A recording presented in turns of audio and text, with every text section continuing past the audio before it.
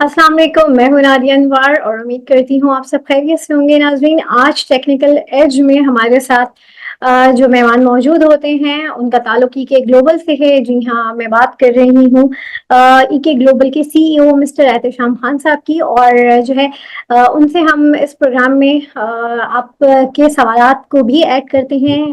Basically इस programme में हम मार्केट को टेक्निकली जो है एनालाइज करते हैं और साथ में जो है जो आपके सवालात होते हैं, जो आपकी जो क्यूरीज होती हैं, उनको भी हम जो है उन लेवल्स को भी हम डिस्कस करते हैं। और नाजरीन, इसके साथ ही मैं आपको बताती चलूँ कि अगर आप जो है ईके ग्लोबल की सर्विसेज लेना चाहते हैं तो आप इस सर्विसेज के लिए जो है नीचे दिए गए नंबर पे कांटेक्ट कर सकते हैं। इनकी सर्विसेज के हवाले से मैं बता दूं कि इनकी सर्विसेज में ट्रेडिंग सिग्नल सर्विसेज भी आती हैं। अगर आप पीएसएक्स में काम कर रहे हैं और आप चाहते हैं इनकी ट्रेडिंग सिग्नल सर्विसेज से फायदा उठाना, तो आप वो भी ले सकते हैं। इसी के साथ ही साथ आप जो है अपना पोर्टफोलियो अगर आप खुद मैनेज करने के लिए आपके पास टाइम नहीं है और आप चाहते हैं कि कोई जो है आपके पोर्टफोलियो को जो है प्रॉपर तरीके से जो है मैनेज करे, तो ये सर्विस भी ईके ग्लोबल जो है आपको प्रोवाइड करती है। जैसे कि आप जानते हैं कि ईके ग्लोबल जो है एसईसीपी से सर्टिफाइड भी है, तो यहाँ पर आप जो है अपना पोर्टफोलियो भी इनसे मैनेज करवा सकते हैं। और इसी के साथ ही नाज़रीन, सेशन में स्टार्ट करती हूँ, तो आइए सबसे पहले हम अपने मेहमान को वेलकम करते हैं। अस्सलाम वालेकुम सर। जी वालेकुम सलाम नादिया। कैसे हैं सर आप? Thank you. जी अल्लाह का शुक्र है and thank you for the introduction. My pleasure sir. Sir, सबसे पहले तो जो है प्रोग्राम में शुरू करने से पहले ये जो है आपने एक हमारा जब लास्ट डिस्कशन हुई थी लास्ट प्रोग्राम में आपने जो है हमारे जो व्यूअर्स हैं उनके लिए एक चैनल लाइन ड्रॉ की थी। एक उसमें आपने ये कहा था कि मार्केट जो है यहाँ से पलट सकती है। और जैसे कि जो है हमने देखा यहाँ पर आज आप मार्केट में क्या इस हवाले से आप देखते हैं, थोड़ा सा आप यहाँ से जो है हमारे नाज़रीन को बताइए। अच्छा जी, बिस्मिल्लाहिर्रहमानिर्रहीम। Thank you for asking this question Nadia.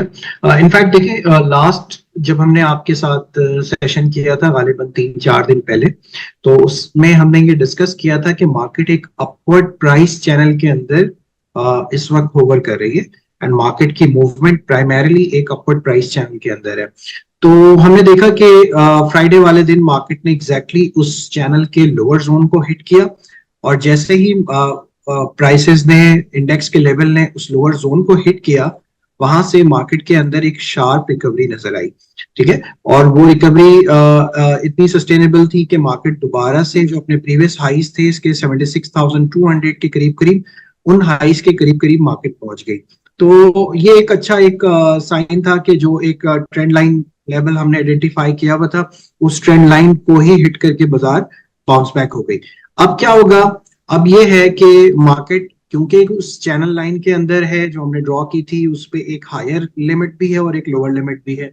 Lower limit hit करके मार्केट हायर साइड के ऊपर निकल गई है और अब वो हायर वाली जो रेंज है जो कि 77,300 से 77,800 के ऊपर है, क्योंकि ये एक अपवर्ड स्लोपिंग लाइन है। ठीक है, तो ये अपवर्ड स्लोपिंग लाइन है, हर गुजरते दिन के साथ इनमें पॉइंट्स थोड़े थोड़े से बढ़ रहे होते हैं। तो ऑब्वियसली ये हायर स्लोपिंग लाइन के ऊपर 77,300 से 77,800 के बीच में ये लाइन है जहां पे मार्केट पोटेंशियली लैंड कर सकती है। अच्छा, आज भी अगर हम देखें तो मार्केट में वो एक बिहेवियर नजर आया कि जैसे ही मार्केट 76,200 के ऊपर ऊपर आई, उस पर एक सेलिंग प्रेशर आया और उसके बाद फिर मार्केट जो है वो नीचे आ गई। इनफैक्ट मई के पूरे महीने के अंदर आप देखें तो मार्केट इसी एक upward sloping trend line channel के अंदर बढ़ती रही है और उसमें करेक्शंस भी होती रही, जो कि बड़ा हेल्दी साइन है कि नए लोगों को एग्जिट करने का मौका भी मिला उसके अंदर। और जो पुराने लोग उसमें मार्केट में पोजीशन लेना चाह रहे थे, उन्होंने लोअर लेवल के ऊपर पोजीशन भी बना ली। तो बाय एंड लार्ज अगर हम देखें तो मई के महीने में मार्केट ने करेक्शन के बावजूद भी नेट 7% का गेन दिखा दिया इंडेक्स के अंदर, और ईयर ऑन ईयर बेसिस के ऊपर मार्केट 5 महीने में 22% का रिटर्न दिखा चुकी है।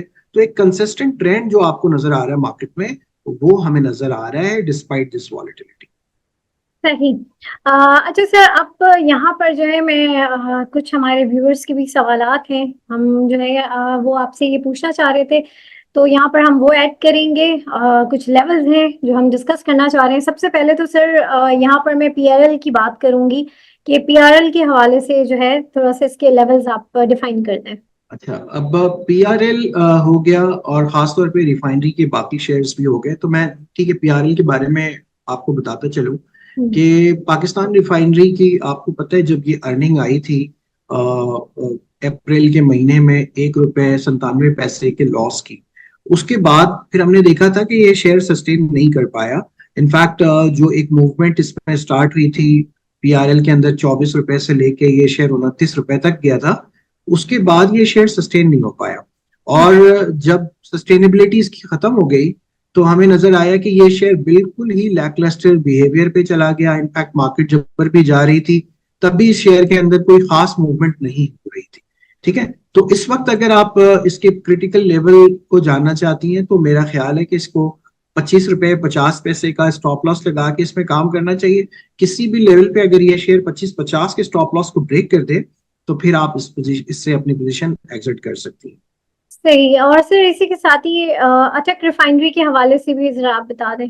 अच्छा, अटक रिफाइनरी हो गया या पीआरएल हो गया, या एनआरएल फॉर दैट मैटर हो गया, ये तीनों रिफाइनरी कंपनीज की नादिया जो प्राइस परफॉर्मेंस है वो बहुत ज्यादा एक दूसरे से मुख्तलिफ नहीं है। इनफैक्ट इन तीनों के अंदर एक कोरिलेशन पाया जाता है और खास तौर पे जब मार्केट में डिक्लाइन होता है तो फिर ये कोरिलेशन ज्यादा बढ़ जाता है। एक तो होता है कि जब मार्केट बढ़ रही होती है तो इनमें से दो शेयर्स बढ़ रहे होते हैं, मगर जब मार्केट घट रही होती है तो ये तीनों के तीनों ही घट रहे होते हैं एक साथ। तो कोरिलेशन इन दोनों के ज्यादा है मार्केट में डिक्लाइनिंग ट्रेंड के अंदर। और अटक रिफाइनरी का भी जिस तरह से हमने लास्ट टाइम डिस्कस किया था कि 374 रुपए से नीचे इसमें मजीद सेलिंग आ जाएगी, तो ये शेयर बार बार आप देखें 374 रुपए 375 रुपए का लो टच करके ये बाउंस बैक होता है और फिर 378 रुपए पे रुक जाता है। तो एक क्रिटिकल जोन के ऊपर ट्रेड कर रहा है। आई थिंक इसमें एहतियात करने की जरूरत है, अपने रिस्क को मैनेज करके काम करिए। और अगर शॉर्ट टर्म कोई ट्रेडिंग पोजीशन भी ले रहे हैं तो 373 का स्टॉप लॉस लगा के इसमें काम करना चाहिए। सही। अच्छा सर, इसमें अब जो है हब पावर के हवाले से बता दें। अच्छा, हब पावर अगर कोई medium to longer term investor है तो उसको तो कोई प्रॉब्लम नहीं होनी चाहिए। कंसिस्टेंट बेसिस के ऊपर उसको अर्निंग भी मिल रही है। लास्ट क्वार्टर में भी 5 रुपए की अर्निंग आई और डिविडेंड भी इसमें 2.5 रुपए का डिविडेंड मिल गया। उससे पहले भी 8 रुपए की अर्निंग थी और 4 रुपए का डिविडेंड था। तो कंसिस्टेंटली ये डिविडेंड भी दे रहा है शेयर और इसकी अर्निंग्स भी अच्छी आ रही हैं। और प्राइस परफॉर्मेंस भी अगर आप देखें तो ये इसने बहुत अच्छी प्राइस परफॉर्मेंस दी है। इनफैक्ट दिसंबर में ये शेयर 110 रुपए के करीब करीब चल रहा था और अब ये शेयर 140 रुपए से भी ऊपर ट्रेड कर रहा है। ठीक है, तो ना सिर्फ ये कि इसने कोई डिविडेंड दिया बल्कि तकरीबन तकरीबन 40 रुपए का गेन भी दे दिया। तो मोर देन 40% से ज्यादा का इसका रिटर्न बन चुका हुआ है ईयर टू डेट और इसने मार्केट को सिग्निफिकेंटली आउट परफॉर्म किया हुआ है, जबकि मार्केट का रिटर्न 22% है। इस शेयर का अगर डिविडेंड और कैपिटल गेन मिला लें तो कोई 45% से ऊपर का रिटर्न इसका बन रहा है इस वक्त। तो हमारी रिकमेंडेशन तो यही है कि अगर आप medium to longer term investor हैं, जेन्युइन आप वैल्यूएशंस के ऊपर काम करते हैं, तो इस शेयर को लेके बैठना चाहिए। अभी भी इसमें बुलिश ट्रेंड ही बन रहा है। अभी तक कोई वीकनेसेस नहीं आई डिस्पाइट द फैक्ट कि ये शेयर ने आज के दिन पे 145 रुपए 95 पैसे का भी हाई लगाया। तो आई थिंक इसको होल्ड करना चाहिए। अगर लोअर लेवल्स के ऊपर ये शेयर किसी टाइम पे 135 रुपए का लेवल तोड़ा हो तो वहां पे आप एक दफा रिविजिट कर सकते हैं अपनी स्ट्रैटेजी। सही। अच्छा सर, थॉमस सेल के हवाले से बता दें। अच्छा, Tom CL is one share जो रमजान के महीने में हमने अपने फ्री ग्रुप में भी काफी मेंबर्स को इसके बारे में गाइड किया था और कहा था कि इसमें पोजीशंस लें। उसके बाद ये शेयर हमने देखा काफी बड़ा और फिर बढ़ने के बाद इस शेयर ने एक टाइम पे 38 रुपीज का भी हाई लगाया नादिया। उसके बाद से फिर हमारी इसमें सेल कॉल थी और हमने यही कहा हुआ था कि इसमें काम नहीं करना है जब तक ये दोबारा से 38 का लेवल क्रॉस ना करे। तो हमने देखा था कि ये अप्रैल से लेके पूरे मंथ मई के ये बिल्कुल लैकलस्टर रहा शेयर और इनफैक्ट 38 रुपीज का हाई लगा के ये एक शेयर एक टाइम पे 31 रुपए भी हो चुका था। तो तकरीबन 7-8 रुपए की इसने करेक्शन कर ली। अब आज के दिन हमने देखा है कि इसने पहली दफा दोबारा 38 का लेवल क्रॉस किया। ठीक है, मींस कि ये तकरीबन कोई एक महीने के बाद इस शेयर ने दोबारा 38 का लेवल आज के दिन क्रॉस किया है, और हमारी यही कॉल थी कि इसकी बायबैक दोबारा बनती ही 38 के ऊपर है, 38 एंड अबव। तो इसने ये लेवल क्रॉस कर लिया है, तो अब ये शेयर बेहतर लगता है, प्राइस परफॉर्मेंस भी बेहतर है, और लगता है कि ये शेयर आगे भी पॉजिटिवली परफॉर्म करेगा। हायर साइड के ऊपर 4350 से ऊपर ऊपर एक इसकी सप्लाई एरिया है, उस एरिया को क्रिटिकली ऑब्जर्व कर ले, और वो एरिया भी अगर सरपास कर लेता है तो ये मजीद आगे बढ़ सकता है। सही। अच्छा सर, एयर लिंक के हवाले से जरा बताएं। आपने पहले बताया था कि जो है 77 का लेवल अगर ब्रेक करे तो उसके बाद उसको जो है कंसिडर किया जाए, और आज हमने देखा इस पे अपर लॉक भी लगा हुआ था, तो क्या लेवल ब्रेक हो चुका है? अच्छा, ये बड़ा ही अच्छा सवाल आपने किया है Nadia. In fact air link is one share जिसके बारे में हमने यही कहा था कि ये जब 77 का लेवल क्रॉस करे, क्योंकि इसमें हायर लेवल्स के ऊपर हमने हमेशा ये कहा है कि इसके ऊपर हायर लेवल्स पे काफी सेलिंग मौजूद होती है। और पिछले दिनों भी हमने देखा था जब ये शेयर 70 रुपए से भी नीचे चला गया था, तो ये जब 77 के करीब करीब आया है, तो कॉन्स्टेंटली आप समझ लें कि पिछले कोई 10-12 दिनों से ये 77 के से नीचे ही नीचे ट्रेड कर रहा था। सही है, तो इसने एक रेंज बना ली थी 73 और 77। इस 3-4 रुपए की रेंज में पिछले कोई 10 दिनों तक इसने ट्रेड किया। फ्राइडे वाले दिन इसने ब्रीफली 77 का लेवल टच किया, और आज हमने अर्ली मॉर्निंग के अंदर देखा कि जैसे ही इसने 77 का लेवल टच किया, ये मैजिकल लेवल हमने पहले से अपने सब्सक्राइबर्स को, अपने फॉलोअर्स को, इवन के आपके चैनल पे भी हमने ये मेंशन किया हुआ था कि 77 का लेवल क्रॉस हो तो फिर इसमें एक्सूबरेंस एंड बाइंग आ सकती है। तो हमने देखा कि जैसे ही आज इसने सुबह सुबह 77 का लेवल क्रॉस किया, ये शेयर अपर कैप हो गया। ठीक है, तो अपर कैप होने के बाद इसमें फिर हायर लेवल्स के ऊपर फिर थोड़ी सेलिंग भी आई, और इनफैक्ट डी एंड के ऊपर ये थोड़ा सा नीचे ही आके बंद हुआ है, 80 रुपए के करीब करीब बंद हुआ है। तो अभी भी हम ये कहते हैं कि इसके हायर लेवल्स के ऊपर अभी भी सप्लाई मौजूद है। यही वजह थी कि जब आज ये अपर कैप हुआ तो फौरन वो सप्लाई आई, और सप्लाई की वजह से इसका जो लॉक था वो खुल गया। तो एयरलिंक पे अभी भी ये स्टांस है कि 82 से 83 का जो एक जोन है, ये काफी क्रिटिकल जोन है। इस जोन पे काफी सप्लाई मौजूद है। एक दफा ये जोन सरपास हो जाए, इससे ऊपर की क्लोजिंग हो जाए, फिर एयरलिंक के पास बहुत ही अच्छा एक मौका होगा कि ये बहुत तेजी से ऊपर की तरफ बढ़ जाए। सही। अच्छा सर, आगा स्टील के हवाले से भी बता दें। ओहो, रिफाइनरी लेना था, मिस हो गया। अरे यार, पीएसओ लेना था, वो भी मिस हो गया। अगर आप भी अपने किसी जरूरी काम में मसरूफ रहते हैं और स्टॉक मार्केट की तरफ ध्यान नहीं होता, पीएसएमयू लाए है आपके लिए ट्रेडिंग सिग्नल सर्विसेज। अगर आप पीएसएमयू की ट्रेडिंग सिग्नल सर्विसेज अवेल करना चाहते हैं, WhatsApp me now and ask me how. अच्छा, आगा is a major dragger. I don't know, हमने देखा स्टील के बाकी शेयर्स, इंटरनेशनल स्टील को भी हमने देखा, मोगल भी देखा, अमरेली स्टील भी देखा, उसके अंदर हमें एक बेहतरी नजर आई, और पिछले दिनों एक प्राइस परफॉर्मेंस रिलेटिवली बेहतर नजर आई। बट इसके बिल्कुल बरक्स आगा के अंदर ना तो हमें कोई अर्निंग में इंप्रूवमेंट नजर आ रही। इनफैक्ट लास्ट क्वार्टर में भी 3 रुपए का लॉस शो किया था, उससे पहले भी इसका कोई लॉस था 1 रुपए से कम का। ठीक है, तो आई थिंक वो ट्रांसलेट हो नहीं पा रहा है, और ये काफी एफर्ट्स कर रहा है आगा दोबारा से रिकवर करने का।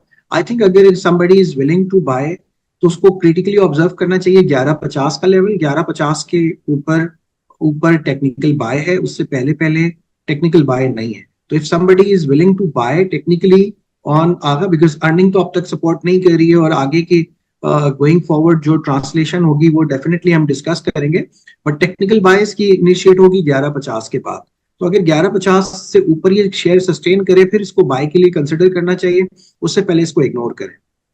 सही। अच्छा सर, एक सवाल है, जरा मुझे ये बताएं कि मॉनेटरी पॉलिसी की जो डिस्काउंट रेट पे आपका क्या व्यू है? क्या आप थोड़ा सा ये आप हमारे व्यूवर्स से थोड़ा शेयर करें। देखिए नादिया, बेसिकली आज अगर आप देखें ना, तो सीपीआई का जो नंबर आज रिवील हुआ है, सीपीआई के जो मंथली नंबर है वो 3.24% आया है। ठीक है, अच्छा, अब ये 3.24% सीपीआई का नंबर 1977 के बाद पहली दफा इतना लोएस्ट सीपीआई हमारा रिकॉर्ड हुआ है। ठीक है, I mean this is not a joke कि 47 सालों में, लाइक 1977 के बाद 37 पहली दफा, सही है, 1977 के बाद पहली दफा 3.24 का सीपीआई मई के मंथ का रिकॉर्ड होना कोई मामूली बात नहीं है। In fact second lowest number in the history of Pakistan, ठीक है, पाकिस्तान की हिस्ट्री का सेकंड लोएस्ट नंबर है ये सीपीआई का, जो आज के दिन रिवील हुआ है। और एक्सपेक्टेशन मार्केट की इतनी नहीं थी कि इतना लोएस्ट नंबर सीपीआई का आएगा, कि 1977 के बाद ये 47 सालों का रिकॉर्ड सीपीआई के नंबर ने आज ब्रेक किया। तो इनफैक्ट ये एक बहुत बड़ा बूस्टर है मार्केट के लिए, मॉनेटरी पॉलिसी कमेटी मेंबर्स के लिए, और जो लोग डिसीजन मेकर्स हैं उनके लिए, कि इतना सिग्निफिकेंट रिडक्शन हुआ।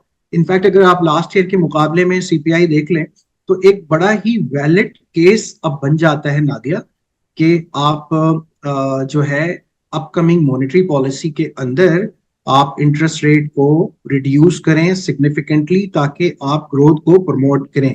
आई डोंट नो गवर्नमेंट के इस वक्त क्या चैलेंजेस हैं। खास तौर पे एक जो सबसे बड़ा चैलेंज है वो आईएमएफ को लेकर है, और आईएमएफ के साथ में पता है कि हम एक दूसरी डील निगोशिएट कर रहे हैं, जिसके अंदर ऑब्वियसली कुछ इकोनॉमिकल रिफॉर्म्स की बात की गई है और कुछ मेयर्स की बात की गई है, but at the same time एक ब्रॉडर टर्म के ऊपर एक पॉलिटिकल गाइडलाइंस भी हैं जो कि गवर्नमेंट जो है उसको फॉलो कर रही होगी।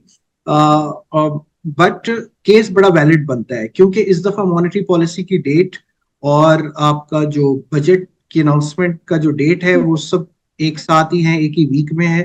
तो ऑब्वियसली देखना पड़ेगा कि फिस्कल साइड पे आप क्या एक्शन ले रहे हैं और मॉनेटरी साइड के ऊपर क्या एक्शन ले रहे हैं। बट जो इस वक्त केस बन रहा है, सेकेंडरी मार्केट यील्ड आप देखें ऑलरेडी वो डिपिक्ट करना शुरू कर चुकी भी है कि वहां पे सॉफ्टनेस आ चुकी भी है। तो एक बहुत इंपॉर्टेंट इंडिकेटर, एक बहुत इंपॉर्टेंट नंबर आज के दिन रिवील हुआ है, जो कि मजीद हमारे इस व्यू को कि मॉनेटरी पॉलिसी में इंटरेस्ट रेट को रिड्यूस करना चाहिए। अगले 6 से 8 माह के अंदर लगभग 5 से 6% इंटरेस्ट रेट डाउन होना चाहिए। इस व्यू को मजीद हमारी तकवीत मिलती है और मजीद हमें कॉन्फिडेंस मिलता है कि ये आगे एक वैलिड केस, एक स्ट्रॉन्ग केस मॉनेटरी पॉलिसी में इंटरेस्ट रेट को रिड्यूस करने का बन रहा है। सही, ठीक, होप फॉर द बेस्ट। और सर अब यहाँ पर हम अगेन कुछ लेवल्स हैं वो भी हम डिस्कस कर लेते हैं। एवियन के हवाले से सर थोड़े से इसके लेवल्स आप हमें ब्रीफ कर दें। अच्छा, एवियन जो है नादिया, अगर आप एवियन की बात करती हैं तो मैं आपको बताऊंगा कि आज सिर्फ एवियन ना देखें, आज के दिन जो है ना आपको पूरा टेक्नोलॉजी सेक्टर को देखना होगा, ठीक है। और उस पूरे टेक्नोलॉजी सेक्टर के अंदर टीआरजी आज के दिन हमने देखा कि था कि वो अपर कैप हुआ। इसके अलावा नेटसोल देखें तो नेटसोल अपर कैप हुआ, ठीक है। सिस्टम के अंदर भी मूवमेंट आई। तो पूरे का पूरा टेक्नोलॉजी सेक्टर इन जनरल आज के दिन बेहतर चला है। और लगता भी ऐसे ही है कि जो एक मेजर लैगआउट था, एक ड्रैगर था मार्केट के अंदर टेक्नोलॉजी सेक्टर, उसके अंदर आगे मजीद मूवमेंट, आगे मजीद एक्सुबरेंस स्टार्ट हो सकती है और कुछ अर्ली साइंस आज के दिन निकल के आए हैं। तो avian is also not the exception, और उसके साथ भी मार्केट में क्योंकि सेक्टर पूरा चलेगा तो इसके अंदर भी मूवमेंट हो सकती है। बट एवियन का एक चीज आपने क्लोजली वॉच करने की जरूरत है कि एवियन की 63 रुपीस के करीब करीब एक हेवी सप्लाई है, जहां से ये हमेशा हिट होके वापस आ जाता है। तो एवियन अगर 63 का जो एक स्ट्रॉन्ग सप्लाई जोन है ये क्रॉस कर ले तो ये बहुत ही अच्छे तरीके से आइंदा के आने वाले दिनों में थोड़ी प्राइस परफॉर्मेंस दिखा देगा, और जो इसकी ड्रैगर है, जो अंडर परफॉर्मर रहा है मार्केट से, उसको थोड़ा बहुत ये कैचअप कर पाएगा। सही। अच्छा सर, फौजी फर्टिलाइजर के हवाले से जरा बताएं, यहाँ पे एक सवाल है। अच्छा, एफएफसी आपके प्रोग्राम में भी हमने पिछले दिनों से यही हम मुस्तकिल बता रहे हैं कि एफएफसी पे we are not comfortable right now, और लगता है ऐसा ही है कि शॉर्ट टर्म के अंदर इसमें प्रेशर आएगा और ये 135 136 के करीब करीब मिल सकता है। तो still we have the same view. हाँ, अगर कोई लॉन्गर टर्म डिविडेंड के लिए काम करना चाहता है तो अब जो डिप आए तो उसके अंदर वो एक्यूमुलेट कर सकता है इसको। सही। सर आजकल जो एक बहुत ही फेमस स्टॉक के बारे में बात हो रही है उसके हवाले से भी जरा डिस्कस कर लेते हैं। पीएसएक्स के हवाले से जरा बताएं। PSX ऑब्वियसली आपको पता है कि पाकिस्तान स्टॉक एक्सचेंज का एक लिस्टेड शेयर है, और पिछले दिनों आपने देखा था कि इसमें एक और भी बात हुई थी कि एक्सचेंज ने एक्सचेंज को ही नोटिस इशू कर दिया था। आई एम नॉट श्योर अगर आपने देखा हो या ना देखा हो। तो पीएसएक्स ने पीएसएक्स को नोटिस इशू किया और एक्सप्लेनेशन मांगी कि आप हमें जरा ये बताएं कि आपके शेयर में ऐसी अनयूजुअल मूवमेंट क्यों हो रही है, एक्सप्लेन करें। ठीक है, तो जो सवाल आपका है वो बेसिकली पीएसएक्स का भी यही सवाल है पीएसएक्स के लिए। ठीक है, तो पीएसएक्स ने पीएसएक्स को लेटर लिखा और पूछा कि ये क्या हो रहा है, ये माजरा बताएं। तो ये बड़ा जबरदस्त हुआ। तो इनफैक्ट उसको अगर आप क्लोजली वॉच करें तो खैर हमने तो इसके अंदर एक शॉर्ट टर्म ट्रेडिंग अपॉर्चुनिटी अपने सारे सब्सक्राइबर को दी और उससे अवेल भी करवाया, और उसके बाद हमने यही कहा है कि अब जरा क्रिटिकली ऑब्जर्व करें 1250 का लेवल, 1250 का एक स्टॉप लॉस लगा के वेट करिए। अगर 1250 अगर इसने खुदा न खास्ता ब्रेक कर दिया तो इसमें मजीद परेशानी होगी, और पीएसएक्स को इनफैक्ट पीएसएक्स को सुकून मिलेगा कि अब इसमें कोई अनयूजुअल ट्रेडिंग एक्टिविटी नहीं हो रही। सही। अच्छा सर, प्रीमा फूड के हवाले से जरा बता दें। प्रेमा अल तहूर लिमिटेड बेसिकली एक मार्केट के अंदर पिछले कुछ दिनों से हमने देखा था कि एक फूड सेक्टर के अंदर कोई खास प्राइस परफॉर्मेंस इसमें नहीं आ रही थी। प्रेमा एक ड्रैगर था, इनफैक्ट मार्केट की मूवमेंट के साथ भी इसमें कोई बहुत बड़ी मूवमेंट नहीं हुई, बट आज एक पहला दिन है जहां पे एक अनयूजुअल एक्टिविटी हुई है। ठीक है, और एक सिग्निफिकेंट वॉल्यूम इसके अंदर जनरेट हुआ। लास्ट अगर आप इसकी अर्निंग्स देखें तो अर्निंग्स में भी इंप्रूवमेंट इसके नजर आ रही है। पिछले कुछ क्वार्टर्स को देख लें और अब इसकी अगर मूवमेंट देख लें तो अर्निंग्स में बतदरीज इसमें इंप्रूवमेंट है। आज एक वॉल्यूम भी इसमें जनरेट हुआ है, तो लगता है ऐसे ही है कि शॉर्ट टर्म के अंदर थोड़ा सा इसमें अपसर्ज हो सकता है। सही। अच्छा सर, निशात के हवाले से बता दें। निशात मिल, निशात जूनियर। जी, निशात मिल। अच्छा, निशात मिल के बारे में तो मेरा व्यू यही है कि थोड़ा सा इसको वेट करना चाहिए। ट्रेडिंग वालों को इस वक्त काम नहीं करना चाहिए इसके अंदर, क्योंकि इसके अंदर लोअर लोज पैटर्न्स बन रहे हैं जो कि टेक्निकली एक बेयरिश सिग्नल होता है प्राइस का रीड करने का। तो शॉर्ट टर्म वालों को आई थिंक इसको अवॉइड करके काम करना चाहिए। सही। अच्छा सर, ये वीक जो कि हम इसको बजट वीक भी कहेंगे और जो है end of this week budget भी आ रहा है, और क्या मार्केट का व्यू देंगे आप कि किस तरीके से इस वक्त काम करना चाहिए, और क्या लगता है कि बजट से पहले, क्योंकि बजट तो जब आएगा तब ये वीक ओवर हो चुका होगा, तो किस तरह आप देख रहे हैं इस वीक को मार्केट के हवाले से? देखिए, मेरा तो यही कहना है कि स्मार्टली काम करें और थोड़ा सा प्रोएक्टिव होके काम करिए, क्योंकि देखें opportunity lies in the uncertainty. जहां पे गैर यकीनी की सूरत हाल होती है ना, मौके उधर ही होते हैं। जब सर्टेनिटी होती है फिर तो चीजें बढ़ जाती हैं, फिर तो तेजी हो जाती है, फिर टॉप पे आके आपको खरीदना होता है। तो when there is uncertainty there lies an opportunity. तो राइट नाउ क्या हो रहा है मार्केट में, लोग गैर यकीनी की सूरत हाल में बैठे हैं, पता नहीं टैक्स लग जाएगा, पता नहीं क्या हो जाएगा। ऐसा कुछ भी नहीं होगा, ये मैं आपको बता दूं। ब्रॉडर लेवल के ऊपर कोई अननेसेसरली कोई चीज इंपोज नहीं हो सकती, बिकॉज इस वक्त हमारी मईशत के अंदर वो लेवल है नहीं कि हम कोई अननेसेसरली लोड उठा सके। ठीक है, आपने देखा होगा कि प्राइम मिनिस्टर ने भी अभी पेट्रोल की प्राइसेस के ऊपर कुछ इकदामात लिए और फिर गोइंग फॉरवर्ड एक अपना इन्होंने स्टांस भी बताया। तो लगता है ऐसा ही है कि ऑब्वियसली जो टैक्सेस जो लगेंगे वो पहले से हम लोगों ने डिस्कस किए हुए हैं पिछले प्रोग्राम्स के अंदर भी कि कौन कौन से एरियाज हैं जहां पे टैक्सेस लग सकते हैं।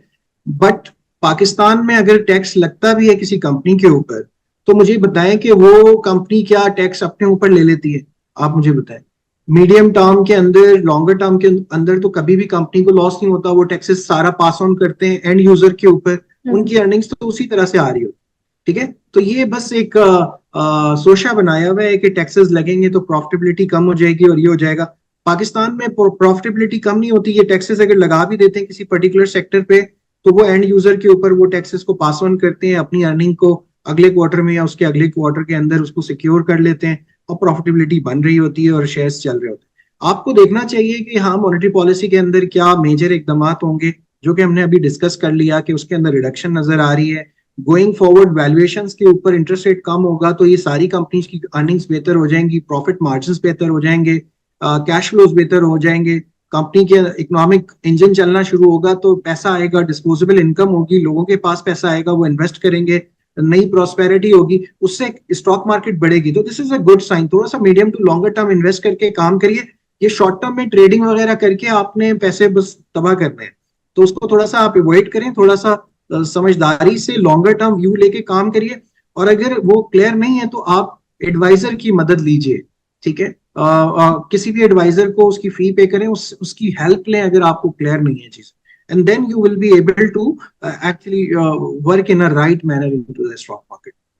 सही, बिल्कुल, बहुत शुक्रिया सर एहतशाम आपका। और जो है नाज़रीन, बिल्कुल आप यहाँ पर जो है आपने बहुत ही एहतियात से काम करना है। और अगर आपको लगता है कि आप अपने काम को उस तरीके से लुक आफ्टर नहीं कर सकते, तो वही वाली बात है कि आपने जो है किसी एडवाइजरी और जो है वो और उसकी चॉइस भी आपने देखनी है कि जो है जो कि SECP से जो है वेरीफाइड हो। आपने उनको जो है अपना पोर्टफोलियो आपने जो है करवाना है।